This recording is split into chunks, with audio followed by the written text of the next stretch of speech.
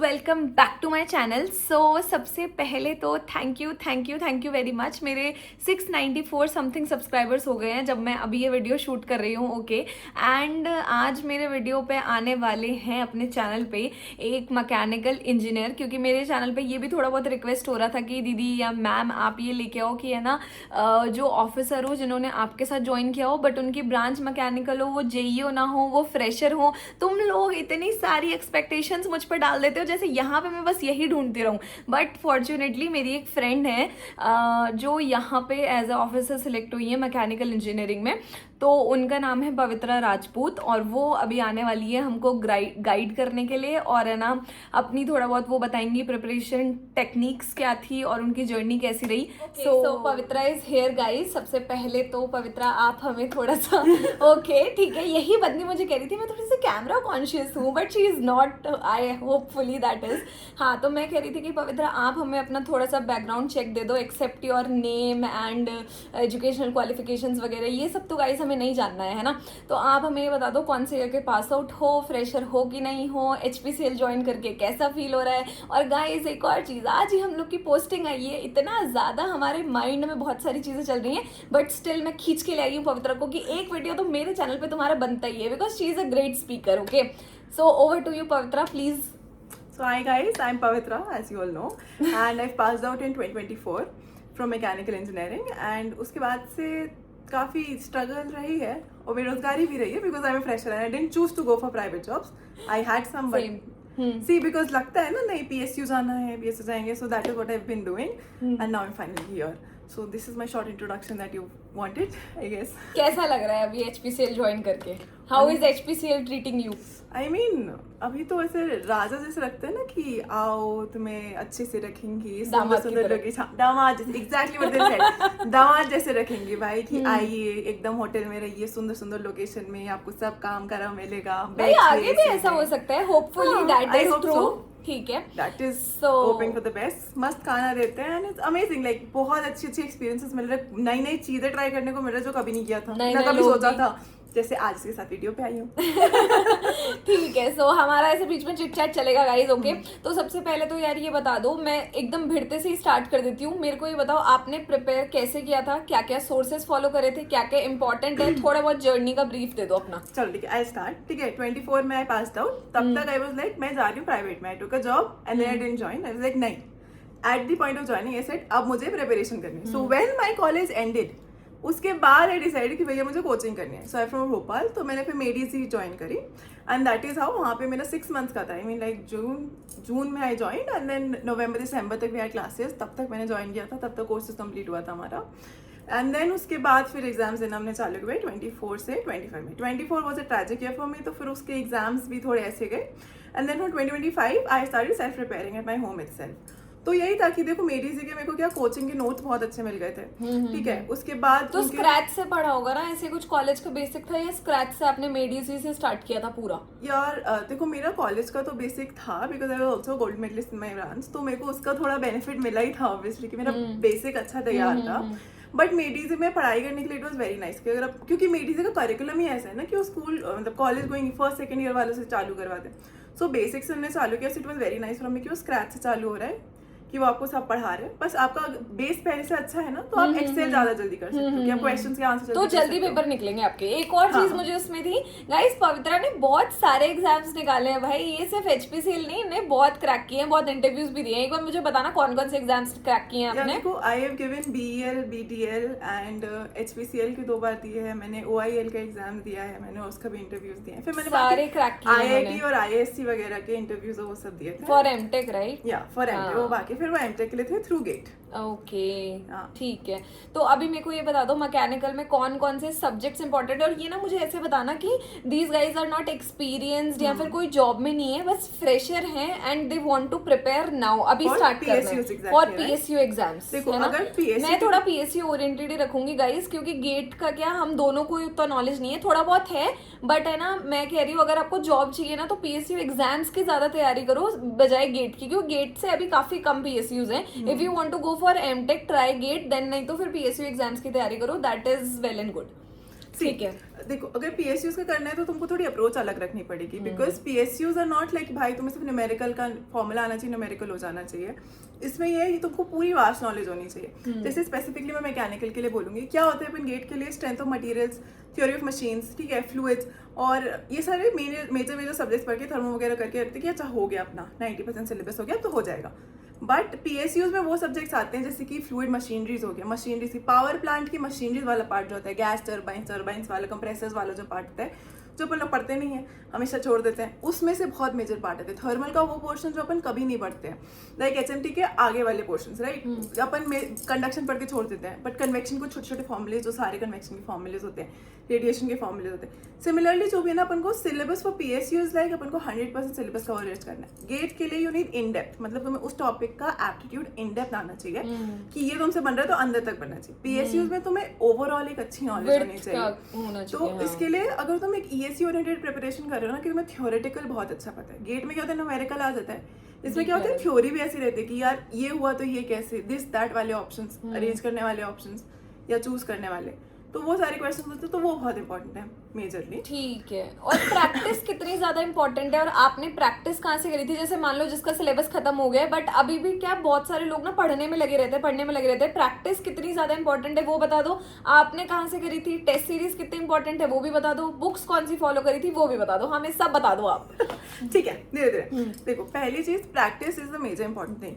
सी अपन लोग क्या करते हैं, अपन PSUs के एग्जाम्स देते हैं, राइट। सबसे पहले इंपॉर्टेंट काम है तुम जितने PSU के एग्जाम्स हो उन सबकी आंसर की आती है, उन सबके तुम्हारे ऑप्शंस आते हैं, उन सबको डाउनलोड करो and re attempt them.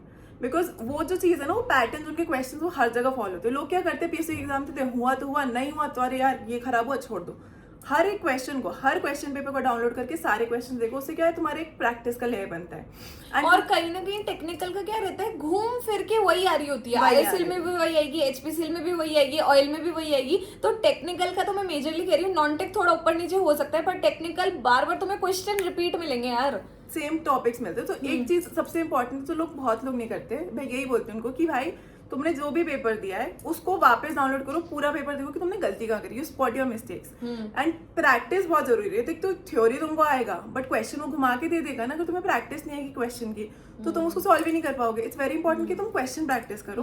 Plus also अपन लोग हमेशा एक चीज इग्नोर मार देते हैं, एप्टीट्यूड। आजकल IBPS ONGC हो, HPCL हो, कोई सा भी हो, IBPS बहुत सारे कंडक्ट करवा रहे हैं। तो तुम्हें एप्टीट्यूड पे उतना ही ध्यान देना है क्योंकि 50% वेटेज उसका है। हाँ, मेनली मैं भी ये कह रही थी क्या है कि अगर अपना एप्टीट्यूड बहुत ज्यादा स्ट्रांग होता है ना, मतलब मैंने पहले भी ये बोला था कि 85 में से अगर तुम 80 क्रॉस कर लो, 81 क्रॉस कर लो, 75 क्रॉस कर लो, मैं कह रही हूँ सपोर्ट बहुत आ जाता है उससे। फिर तुम टेक्निकल में कुछ भी अगर तुमसे थोड़ी बहुत गलती भी हो रही है, थोड़ा बहुत मैं भूल भी गया हूँ, तो भी क्या है थोड़ा सा क्या बहुत सपोर्ट मिलता है। तो मैं ये कह रही हूँ टेक्निकल के साथ साथ नॉन टेक की प्रैक्टिस बहुत ज्यादा जरूरी है। क्यों पवित्रा? बहुत ज्यादा जरूरी, क्योंकि देखो मेरा इस बार का एक्सपीरियंस में यही प्रॉब्लम हुआ कि मेरा टेक्निकल थोड़ा सा गड़बड़ा गया था, बट मेरी पैटर्न था पर मेरा non tech was the one that help me. तो मेरे 85 में से 68 आए थे नॉन टेक में, तो that is what help me to get here really.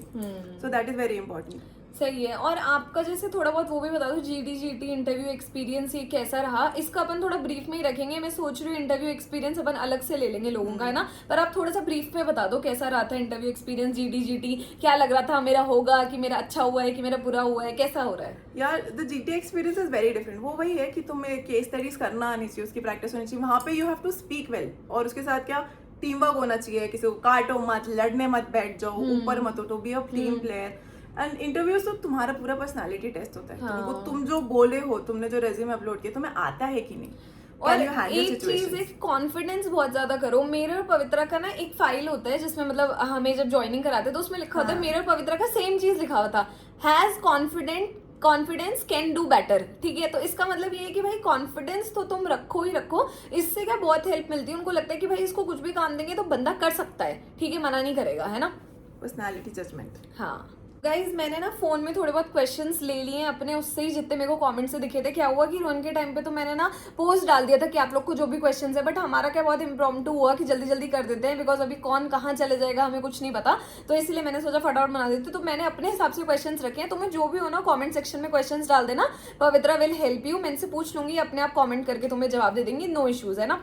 तो मेरे को ये पूछना था, क्या कोई बुक्स भी आपने फॉलो करी थी? बहुत सारे लोगों का क्या होता है कि मतलब ऑनलाइन उनसे स्टडी उतनी नहीं हो पाती है, तो उनको क्या बुक्स थोड़ी चाहिए होती हैं, तो उसमें थोड़ी मैकेनिकल के लिए बता दो आप बुक्स। यार ऑनेस्टली मेरे को बुक्स ऐसी अच्छी लगती है ना जिसमें एक पैटर्न हो कि छोट स्टार्टिंग बेसिक से एंड तक चालू हो। तो फॉर मी जो मैकेनिकल के प्रिंटेड नोट्स थे मेडिसी के, दोज वर माय बुक्स, क्योंकि उसमें ना सारी बुक्स का कंसाइज मटेरियल आ जाता था, तो मेजरली मेरे को वही बुक अच्छी लगी। बाकी मैंने प्रैक्टिस के लिए वो भी बोली थी, वाईसीटी की भी गाइस बुक्स आती है यूथ पब्लिकेशंस की, उसमें ना AJE लेवल के वैसे होते हैं, टॉपिक वाइज है ना, सारे वो होते हैं, क्वेश्चंस होते हैं, तो आप उनको भी प्रैक्टिस कर सकते हो बुक्स के लिए, ठीक है। तो बुक्स के लिए इन्होंने मेडिजी के प्रिंटेड नोट्स बताए हैं एंड वाईसीटी के अपन को वो न्यूमेरिकल प्रैक्टिस बताई है, ठीक है।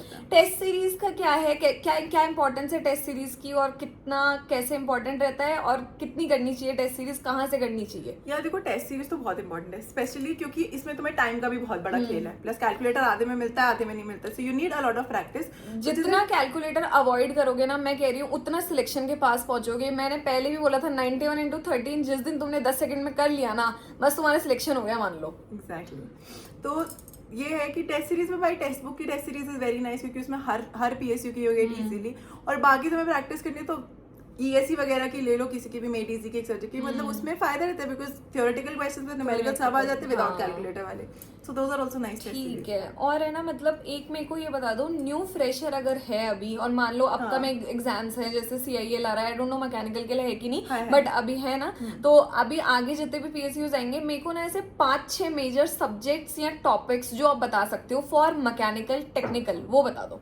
यार मैं बताऊं, अगर तुम फ्रेशर हो तो तुम चालू तो बेसिक से करो, और जो सब्जेक्ट्स अपन नहीं करते हैं ना, पर उनके क्वेश्चंस कम से कम 5 से 6 क्वेश्चन आते हैं, जैसे material science, people don't do it, but उसके PS में बहुत क्वेश्चन आते हैं। मटेरियल ठीक है, फ्लूइड मैकेनिक्स, फ्लूइड मशीनरीज जो नहीं करते, छोटे छोटे हैं सब्जेक्ट्स, बहुत जल्दी खत्म हो जाएंगे। फ्लूइड मशीनरीज है, ठीक है, फिर अपना पावर प्लांट है, पावर प्लांट में से बहुत क्वेश्चंस आते हैं। जिसको थोड़ा बहुत बेसिक आता है वो तो ये वन शॉट से भी खत्म कर सकता है ना, यूट्यूब पे जो वन शॉट आते हैं, इंजीनियर वाला के आते हैं, टेक्स्ट बुक के आते हैं, और अगर कुछ भी नहीं करा है ना, इनको देख के चले जाओगे, एटलीस्ट तुम 10 to 12 क्वेश्चंस बना लोगे। बहुत लोगों को होते हैं सेम क्वेश्चंस रिपीट हो जाते हैं, वो करके टिक करके आ जाते हैं। और फिर अपना बेसिक तुम्हें strength of materials, thermodynamics, theory of machines, ये बेसिक टॉपिक्स तो हमेशा सबके पूरे होने ही चाहिए, मेजर वाले जो रहते हैं। टर्म 1 वाले जो तुम्हारे रहते हैं वो तो आते ही हैं, जैसे सिंपल मैकेनिज्म और ये सारी चीजें थी। मेजरली यही सब्जेक्ट्स हैं, फिर उसके बाद तो तुम ऐड ऑन करते ही जाते हो, धीरे धीरे फिर ऐड ऑन करते चले जाओगे। बट पहले ये सारे सब्जेक्ट खत्म करना, कि तुम क्या करना, पुराने अभी सबके अवेलेबल रहते हैं, पुराने तो हैं ही सबके एग्जाम फॉर्म्स, मतलब एग्जाम पेपर्स, उनको डाउनलोड करके उसमें से एनालाइज करके देखना और उसके क्वेश्चन प्रैक्टिस करना, उससे बहुत फायदा मिलता है। ठीक है, तो अब जैसे थोड़ा सा हो गया है टेक्निकल राउंड तो अपना, कि कैसे कैसे पढ़ना चाहिए, क्या क्या रिसोर्सेज है, ऑलमोस्ट मेरे हिसाब से कवर हो गया। कुछ नहीं है तो कमेंट सेक्शन में पूछ लेना। अब मेरे को ये पूछना था, थोड़ा सा मोटिवेशनल साइड जाते हैं। Have you faced failures before this success? Oh God, so many. पिछले 1.5-2 साल में फेलियर्स की सिर्फ लड़ी है। It's like rejection after rejection, एक नंबर से, आधे नंबर से सारे स्टेजेस क्लियर कर लो, उसके बाद रिजेक्शन। तो जिसको ये लग रहा है ना कि भाई दीदी मैं तो 1 नंबर से रह गया, मैं तो 3 नंबर से रह गया, मैं HPCL में इससे रह गया था, पिछले साल उसमें रह गया था, सबका यही है। मैं खुद 0.25 से रही हूँ भाई, बहुत बार ऐसा हुआ है। तो उसके बाद मतलब आप उससे ओवरकम कैसे करते थे, दोबारा पढ़ना कैसे स्टार्ट करते थे? कभी ये नहीं लगता था कि यार छोड़, मैं नहीं कर रही, प्राइवेट ज्वाइन करते हैं, नहीं हो पा रहा है अपन से? This is very true, but फिर उसके बाद ये लगता है ना कि यार प्राइवेट में चले तो जाएंगे, बट मैंने जो इतने साल मेहनत करी है, फिर उसका क्या?